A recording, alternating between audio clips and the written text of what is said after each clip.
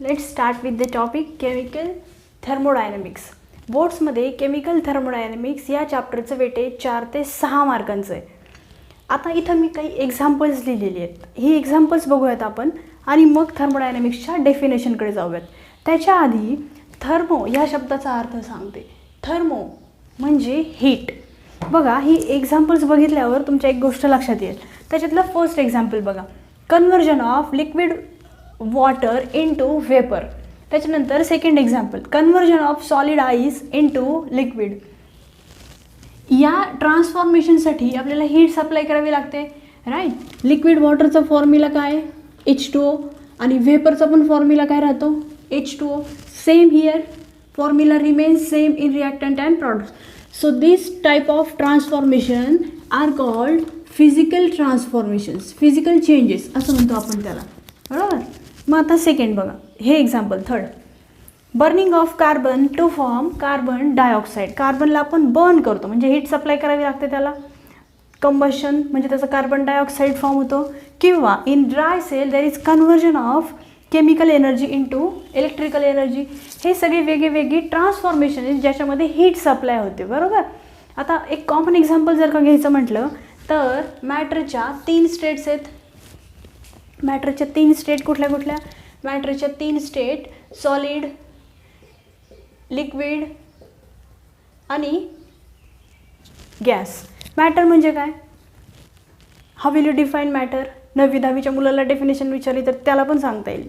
एकदम सोपी डेफिनेशन आहे जी आपण बघत आलो आहे. Anything that occupies space and that has volume that is called matter. मग ह्या मॅटरच्या 3 स्टेट सॉलिड, लिक्विड आणि गॅसेस. मग सॉलिडचं कन्व्हर्जन लिक्विडमध्ये करायचं असेल किंवा लिक्विडचं कन्व्हर्जन गॅसमध्ये करायचं असेल, for these transformations also we have to supply heat, बरोबर. मॅटर एका फॉर्ममधून दुसऱ्या फॉर्ममध्ये करायचं असेल तरी आपल्याला हीट त्याला ट्रान्सफर करावी लागते. मग ह्या सगळ्यामध्ये कॉमन काय दिसतंय तुम्हाला, ह्या सगळ्यामध्ये कॉमन दिसतंय हीट. थर्मोडायनॅमिक्स या शब्दाचा अर्थ, त्यातील थर्मो ह्याचा अर्थ होतो heat. Then what is my thermodynamics. See, thermodynamics is a branch of chemistry that deals with different transformations of heat. That transformations may be in physical or chemical changes or physical in chemical transformations. म्हणजे त्याची definition लिहायची असेल तर कशी लिहिणार आपण. See, thermodynamic is a branch of chemistry that deals with energy changes in physical and chemical transformation. मी इथं तुम्हाला 2 एक्झाम्पल्स दाखवले. हे पहिलं फिजिकल ट्रान्सफॉर्मेशन, हे केमिकल ट्रान्सफॉर्मेशन. या सगळ्यामध्ये आपल्याला काय सप्लाय करावी लागते, हीट सप्लाय करावी लागते. This is all about thermodynamics introduction.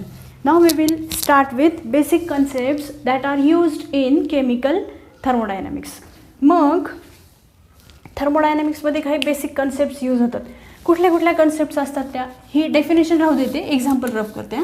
थर्मोडायनॅमिक्समध्ये असणाऱ्या बेसिक कन्सेप्ट्स म्हणजे सिस्टीम, सराउंडिंग, युनिवर्स आणि बाउंड्री. आता सिस्टीम म्हणजे काय, सराउंडिंग म्हणजे काय, युनिवर्स आणि बाउंड्री. लॅबमध्ये आपण रिॲक्शन कॅरी आउट करतो. आपण लॅबमध्ये रिॲक्शन कशात कॅरी आउट करतो, एक तर टेस्ट ट्यूबमध्ये स्मॉल स्केल कॅरी आउट करतो. मग आपण टेस्ट ट्यूबमध्ये किंवा बीकरमध्ये कॅरी आउट करतो, बरोबर. मग बीकरचा जो आतला पार्ट आहे that is called system. Then how will you define system. System means it is a part of universe chosen to study thermodynamic property or in which we carried out reaction, that is called system. मग surrounding म्हणजे काय, surrounding म्हणजे सिस्टीमच्या बाहेरचा part सगळा जिथं आपण observations करत असतो, that is called surrounding. It is surrounding means what, it is a part of universe outside system, that is called surrounding. इथं एक वर्ड येतोय universe. What is in by universe? हीच आपली थर्ड कन्सेप्ट आहे. System plus surrounding is called universe. And boundary means imaginary line that separate system from surrounding, that is called boundary. म्हणजे ही जर का taste tube असेल तर त्याची ही जी कडा दिसते एज, त्याला म्हणायचं बाउंड्री. तिन्ही term clear. What is in by system, it is a part of universe chosen to study thermodynamic property or part of universe in which thermodynamic investigation is carried out, that is called system. Surrounding, part of universe other than system where observations are made, that is called surrounding. Then universe, system plus surrounding, हे दोन्ही मिळून काय form होत आहे? Universe. And boundary, imaginary line that separate system from surrounding. See, there are 3 types of system. हे जे system बघतोय ना आपण, या सिस्टीमचे 3 टाइप्स आहेत. In that, first part is open system, second is closed system, and third is isolated system. बघा आता फर्स्ट सिस्टीम, ओपन सिस्टीम. आपण याचं एक एक्झाम्पल बघूयात. कपामध्ये असा चहा ठेवलेला आहे, गरम एकदम गरम चहा कपात ठेवलेला आहे. आपण जर का ऑब्झर्व केलं तर त्याच्यामधून वाफ येत असते आणि थोड्या वेळानंतर तो थंड होतो. ही 2 ऑब्झर्वेशन्स बघतो आपण. मग आता बघा, म्हणजे ही झाली आपली ओपन सिस्टीम. जो सिस्टीम बरोबर काय एक्सचेंज करतोय? सिस्टीम बरोबर एनर्जी एक्सचेंज करतोय आणि मॅटर पण एक्सचेंज करतो. बरोबर. मॅटर म्हणजे काय झालं? आता इथं कपातली जी वाफ आहे ती झाली त्याच्यातली मॅटर, आणि एनर्जी पण एक्सचेंज करतो म्हणून तो थंड होत जातो. त्याच्यानंतर क्लोज सिस्टीम बघा. आता हा चहा आहे, त्याच्यावरती जर का आपण बशी झाकण ठेवली, थंड होतं पण त्याला थंड व्हायला थोडासा वेळ लागतो. बरोबर. त्याच्यातली वाफ बाहेर जाते का? त्याच्यावरती झाकण ठेवल्यामुळे नाही जात, ती वाफ तशीच आतमध्ये पडते. म्हणजे क्लोज सिस्टीम काय एक्सचेंज करते सराउंडिंग बरोबर? एनर्जी की मॅटर? चहा थंड होत असतो म्हणजे एनर्जी एक्सचेंज करते, वाफ तशीच कपात पडते, म्हणजे मॅटर एक्सचेंज करत नाही. कुठली सिस्टीम? Close system. आणि आयसोलेटेड सिस्टीम दोन्ही पण एक्सचेंज करत नाही. फॉर एक्झाम्पल, थर्मसमध्ये ठेवलेला चहा बघा, कितीतरी वेळ तो थंड होत नाही. बरोबर. मॅटर तर आतमध्येच पडतो, पूर्ण क्लोज असतं. बरोबर. म्हणजे थर्मोडायनॅमिक सिस्टीम असते ती एनर्जी आणि मॅटर दोन्ही पण सराउंडिंग बरोबर एक्सचेंज करत नाही. या पॉईंटवरती MCQ विचारला जातो सेक्शन बीमध्ये. See, this open system exchange both energy and matter with the surrounding. Close system exchange only energy and not matter with the surrounding, whereas isolated system does not exchange both energy and matter with the surrounding. इथपर्यंत clear. आता ह्याच्या पुढचा part बघूयात आपण. Thermodynamic equilibrium, state function आणि path function. Concept बघत आहोत आपण. State function. स्टेट फंक्शन म्हणजे काय?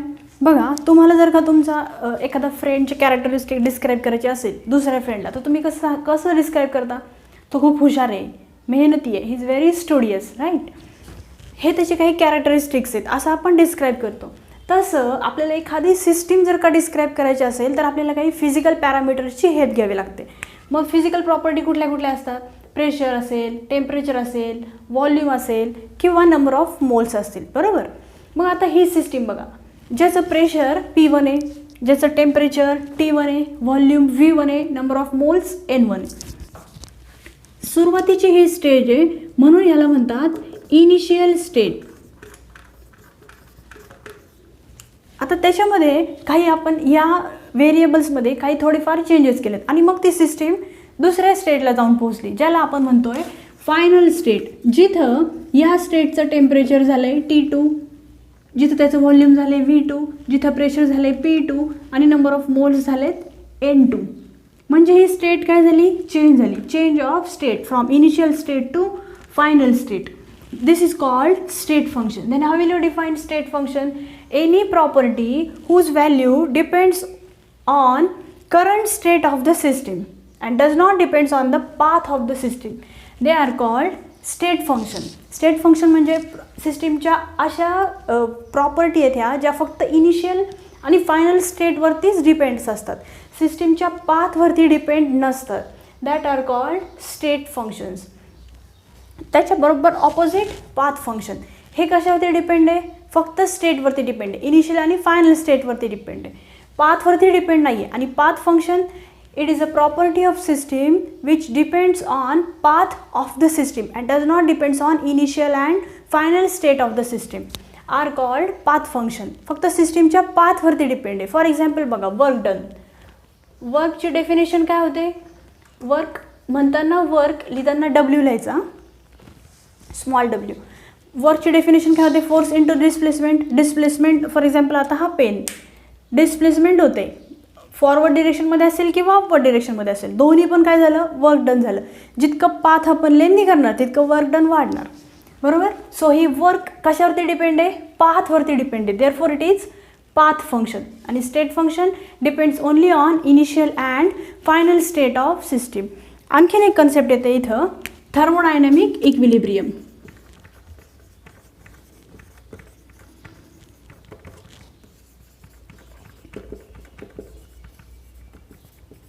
इक्विलिब्रियम म्हणजे काय, इक्विलिब्रियम जनरली आपण असं दाखवतो, बरोबर.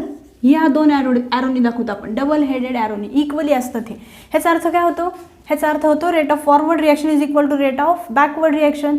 मग आपल्याकडे जर का दोन सिस्टीम आहेत, ए आणि बी, थर्मोडायनॅमिक इक्विलिब्रियम बघतोय आपण, राईट.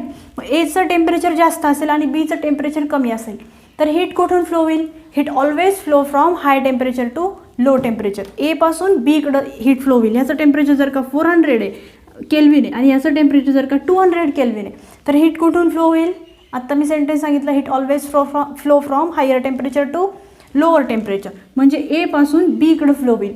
कधीपर्यंत फ्लो होईल, जोपर्यंत दोन्ही सिस्टीमचं टेम्परेचर इक्वल होत नाही तोपर्यंत हा फ्लो असाच राहील. दोन्ही सिस्टीमचं टेम्परेचर एक झालं की ते इक्विलिब्रियम अटेंड करतील. Then we can say that these two systems are in thermodynamic equilibrium.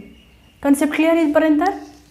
याच्या पुढच्या लेक्चरमध्ये आपण बघूयात various types of processes and equations of work done. ठीक आहे, थँक्यू. हे याच्या नोट्स प्रिपेअर करा.